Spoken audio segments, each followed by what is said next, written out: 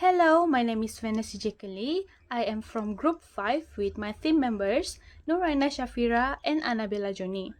Our experiment for this open-ended lab session is entropy change. Energy is the ability to bring about change or to do work. The second law of thermodynamics states that in all energy exchanges, if no energy enters or leaves the system, the potential energy of the state will always be less than that of the initial state. This is known as entropy. The second law of thermodynamics also states that the entropy change of any system and its surrounding considered together and resulting from any real process is positive and nearly approaches zero when the process approaches reversible. Mathematically, the process can be defined as the formula change of entropy is equal to Q over average of temperature, and it is also equal to mass times the specific heat of capacity times with the change of temperature divided by average of temperature. The second law affirms that every process proceeds in such a direction that the total entropy associated with it is positive, the limiting values of zero being attached by reversible process. No process is possible for which the total of entropy decreases. The practical utility of the second law illustrated in application in our everyday life, such as the heat flows from the hot object to the cold object. The second shows how it establishes limits to the conversion of heat work by any device. So our experiment of entropy change is conducted based on the second law of thermodynamics, which is related to the entropy change. In this experiment, we will heat up the substances that we are going to use, but before that, we will take the initial temperature reading and record it. After that, we heat the substances for 3 minutes. We will take the final reading of the temperature and record it. Lastly, the average of temperature will be calculated and will be used to calculate the entropy change. Next, for the objective of this experiment is to observe the entropy change of the heated water that has different temperature at constant time. The second objective is to observe the heat transfer from the hot substances to the cold substances. The third objective is to calculate the entropy change. The hypothesis that we can make for this entropy change experiment is number one, the water with the lowest temperature takes the longest time for the temperature to increase. And the second hypothesis is the lower temperature, water will become hot. In this slide, I'll present about the experiment variables. Firstly, the responding variable of this experiment is the final temperature of water. Secondly, the manipulated variable of this experiment is initial temperature of water. And lastly, the constant variable of this experiment is mass of water and the time to boil the water. Next, this slide shows the apparatus and the materials that we are going to use in this experiment. The materials that we need in this experiment is 300 grams of room temperature water, 300 grams of cold water, 300 grams of hot water, and lastly, we need 300 grams of ice cube in order to conduct this experiment. The apparatus that we are going to use in order to conduct this experiment is a thermometer, a stopwatch, a stove, weighing scale, and lastly, we need a cooking pot or pan. Next slide shows the materials and the apparatus that we are going to use in this experiment.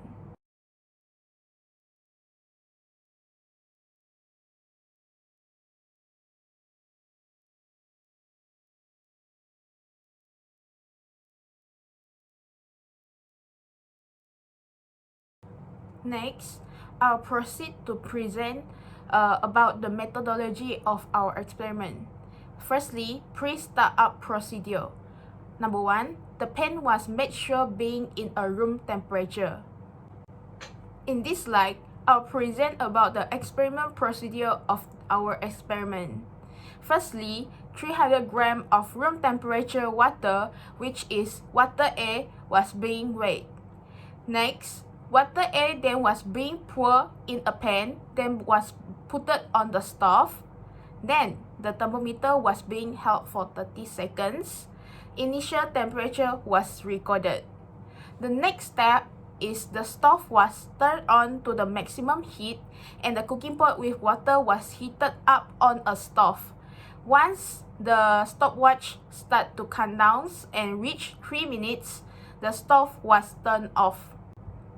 The step number 4 is the temperature of the water was measured immediately after 3 minutes by using the thermometer. The next step is the thermometer was being held for 30 seconds to get the accurate readings. Step number 6 is final temperature was recorded. And lastly, the last step is step 1 until step 3 was repeated for water B, C, and D. The shutdown procedure of this experiment is the stove was fully turned off at the end of this experiment. The safety and precaution of this experiment is lab coats or lab jacket must be worn all the time to avoid any accident. Second, turn off the stove knob after the water is boiling. And lastly, be careful not to spill any of the boiling water to prevent your hand from burning. Hi, I am Annabella Johnny. My metric number is 74095. And next, I will do a presentation on our results, discussion, and also conclusion. So this is our result after we combine all of our results. So the first result is mine, the second result is Aina's, and the third result is Fantasy. After we collected all of our results, we have calculated the average of initial temperature and also the final temperature. After we calculated the average for initial and final temperature, we proceed to calculate the entropy change using the formula that have shown in the introduction part and also have shown in the slide. This is the result after we calculated the entropy change for each of the substance.